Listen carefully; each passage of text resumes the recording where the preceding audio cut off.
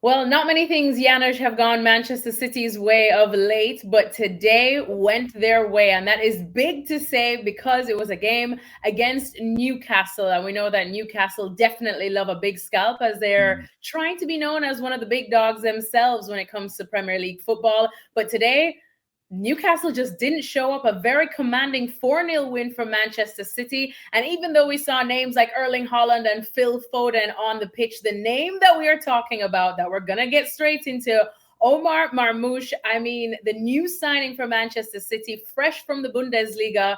You know, he has now scored not one, not two, but 3 goals in just his 5th game at Manchester City now. A first half hat trick as well. But overall, we're going to talk about this man, I think, a lot more as we go on in this hit. But for you, what impressed you the most about this performance or his performance?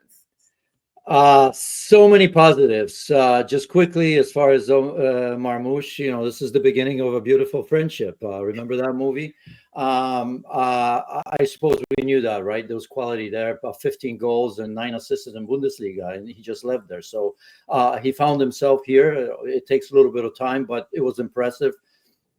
But Alexis, just so many positives. I know it's just one game, but we always knew that City has it, right? They just haven't shown that consistently. They've had such a difficult season, but every game they play, you almost have that hope because there's so much quality still in this squad. So on the positives, look, I mean, 0 goals conceded. They saw the game through, which hasn't been the case for them. Very important. They've had so many leads. And even at 3-0, remember that final game when they led 3-0 and it was 3-3? So we've seen that happen. Omar Marmoush, look, that kills the narrative of Julian Alvarez, at least for now, right? And we know he has that quality because we've been saying, well, everything is on the shoulders of Erling Haaland. In the past, they have Julian Alvarez who could come in and change the game, perhaps. Now we know what we knew already, that Omar Marmoush is capable of that. Mind you, again, this is just after one game, but I think we can safely say that. But, I think the biggest take I have out of this, and it's me, maybe I'm just weird, but, the biggest narrative was Rodri, wasn't it? And, today I saw Nico Gonzalez coming close to what Rodri can do. I'm not saying he's the same, it's just, again, one game. But, here's a guy in the center of the pitch that had 112 touches, 97% of passes completed, right? 4 duels to win the ball, won them all. So quietly, maybe not the biggest story for most people, but when you look at the areas of concern, as I say it, that was one of them, if not the biggest one. So I think that's also probably in the back of the mind of Pep Guardiola to see if he can replicate that consistently. Yeah, I think that was the number one crutch that City was leaning on whenever we would see these shock performances from them, which saw them just keep going down and down and down in the Premier League table, or the struggles that they've had and are currently experiencing still in the Champions League. They still have another leg against Real Madrid, but they're behind on that one. I'm sure we'll get to that also in a bit. But just sticking with Marmoush, again, just love exactly what you said about, how he could potentially fill certain gaps that, City have had this season. But when you look at his numbers so far, even at Frankfurt before he came over to Manchester City, he had 15 goals in, I think, 17 appearances for the German outfit. And that's almost a goal per game. So he has been churning them in. Do you feel like the way Manchester City sets up, the way Pep Guardiola sets up, he could probably better these numbers in the second half of this season? Well, absolutely, because there's a reason why, of course, he fits the profile of Manchester City and Pep Guardiola because he's so versatile. Today was coming. He likes coming from the left side. He can play behind him, which he was coming inside as well. He can play on the right hand side, and you can play him as a lone striker if need be, right? If Haaland struggles, and he has to some degree. He's got 27 goals on the season, so I'd like to struggle like him if I were striker. But if you look at purely his number, from a couple of years ago when he had 36 Premier League goals, and where he is right now, it's certainly not the sort of season that he would have liked. And obviously, he needs everybody else to help him out just a little bit. So it's not just all on him. We know that he's a finisher. He needs service, and that hasn't been the case today. So with Marmoush, I just think that we needed that confirmation, because we always talk about, okay, it's Bundesliga. It's a little bit different. The game is a little bit faster. You have to make your decisions a little bit quicker. There's, of course, that time that you got to get used to the pace, whatever you want to say. And in a short period of time, he's shown that he's capable of that, right? And he's been in great form in the Bundesliga. And now, not just him, but think of this game and, what momentum ahead of Real Madrid, but most importantly, ahead of Liverpool next weekend as well. So just as sure as I was on Friday, last week, ahead of the game against Everton, that there's no possibility whatsoever that Liverpool are going to lose that title. I still feel that way, but not as sure. All of a sudden, you saw that last moment goal from Everton. Liverpool has to play Wolves, and with Arsenal playing not really well, finding a way to win earlier today, it's going to be interesting.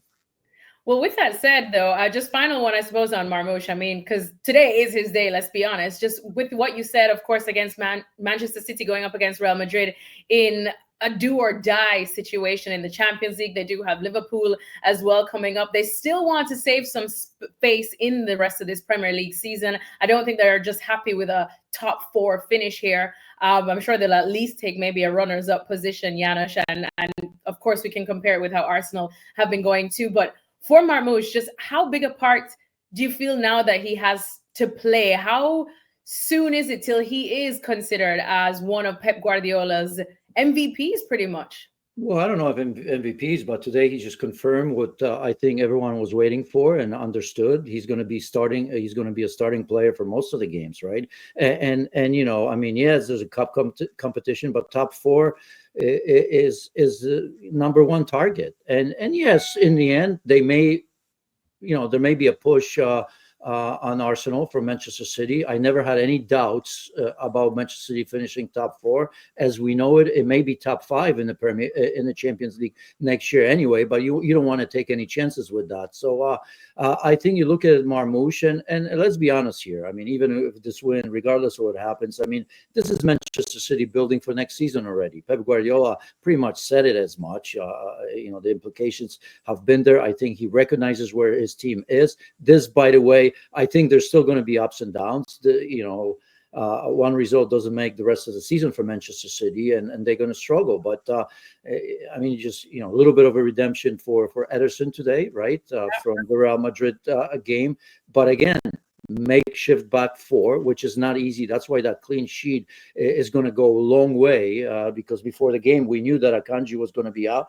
Ake, I had a suspicion because in that game against Real Madrid, he came back from an injury, was withdrawn as well. But now, Diaz is out as well. So you're talking about new back 4, 5, because we see Ederson, Ortega changing just about every game. So there's no stability there defensively. So a result like this against a very good Newcastle team that was in form. I mean, you're talking about Gordon and Isak in top form. You're talking about midfield that's been so strong. Remember how much we were oohing and ahhing about Guimaraes in those 2 games against Arsenal in the Cup. Obviously, Tonali's been in great form. Willock's been in very good form. Okay, no Joelinton, but this is, I mean, they didn't beat just anybody 4-0. This is a Newcastle team that I thought was going to be on the rise and really knocking at the door on the top 4. So this is a very, very impressive, not just result, but the way Manchester City has played. We've been waiting for this for a long time. Impressive result and impressive performance for Manchester City. Exactly the mental boost that they needed before going up against Carlo Ancelotti's men yet again. But let's talk about Newcastle, because that's very much the surprise for me, Janusz, I would say. Just the fact that the real Newcastle, or the Newcastle that we know and love under Eddie Howe, just didn't seem to show up. Just looking at Eddie Howe's post-match comments, he says, well, look, it was a tough game. City are still the toughest team to play against, and we were simply not at our best today. Was it as simple as that, Janusz, or what was going on with Newcastle, considering we started this game talking about Isak and wondering how that City defense could control them? Yeah, I think so because I mean, look, I mean, you look at Marmoush. I mean, he scored a hat trick in 14 minutes. I mean, this is the city that we're used to, right? Quick 1, 2 goals, and then we were just asking, is going to be 3, 4, 5, right? And that hasn't been happening. And even when Manchester City have gone ahead in many games, as I've said, they didn't see it through. You can always get through him, but not only did they have possession, but it was the most important part. And I think maybe Nico Gonzalez was part of that. They were winning the ball immediately after they lost it. This was a trademark of Pep Guardiola and Manchester City in the past when they were at their best, right? They would lose the ball, but they would win it high up the pitch, near opposition's goal almost immediately. And this season, that hasn't happened. So, we can nitpick here about Newcastle, but Manchester City simply didn't allow their weapons to play at all. And as I've said, even though it was a makeshift defense for Manchester City, I mean, how many times did Newcastle even were in a position to worry Manchester City? So I don't know if I nitpick here. I think we expected a lot more from Newcastle, and certainly they could have and should have done better. But this was finally the Manchester City that Newcastle didn't want to see.